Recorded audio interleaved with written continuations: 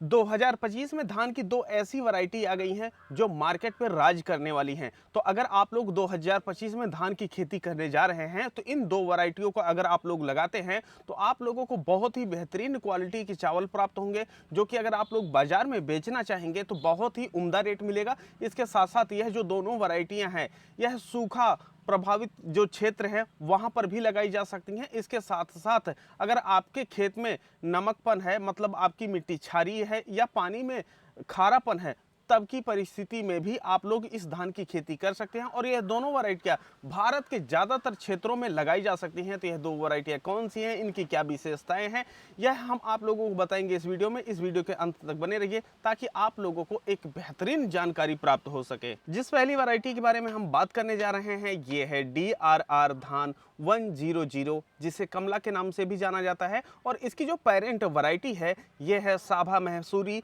जिसे BPT 5204 के नाम से भी जाना जाता था। आपको बताते चले कि यह जो वैरायटी है यह जीनोम एडिटिंग के जरिए विकसित की गई है, लेकिन यहाँ पर कोई भी विदेशी जीन का प्रयोग नहीं किया गया है। अब हम बात करते हैं इसके खासियत के बारे में।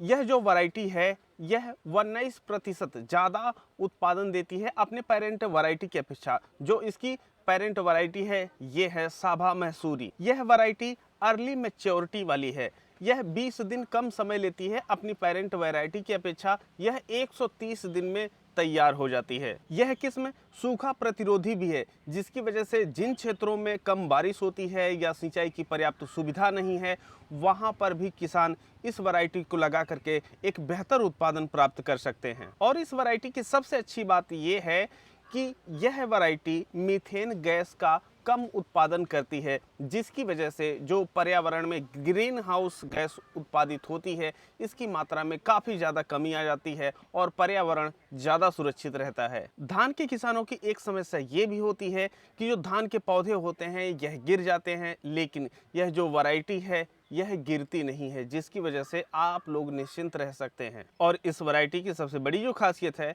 वह है वाटर सेविंग की। मतलब जब भी आप लोग धान की खेती करते हैं तो वहाँ पर ज़्यादा पानी की आवश्यकता पड़ती है, लेकिन अगर आप लोग इस वैरायटी की खेती करते हैं तो इसमें पानी की कम ज़रूरत पड़ती है, जिसकी वजह से जो पानी होता है यह कम खर्च होता है। इतना ही नहीं, यह वैरायटी लागत को भी कम करती है, क्योंकि इस वैरायटी के लिए नाइट्रोजन की जो आवश्यकता होती है यह कम होती है, जिसकी वजह से किसान भाइयों को नाइट्रोजन अपने खेतों में कम प्रयोग करना पड़ता है और आप लोगों को बेहतरीन उत्पादन भी मिलता है। तो जो आपकी लागत है यह घट जाती है। तो इतनी सारी विशेषताएं हैं DRR 100 धान में, जो कि कमला के नाम से जाना जाता है। दूसरी वैरायटी है पूसा राइस DST1। यह भी एक नई किस्म है जिसे भारतीय कृषि अनुसंधान संस्थान नई दिल्ली के वैज्ञानिकों ने तैयार किया है।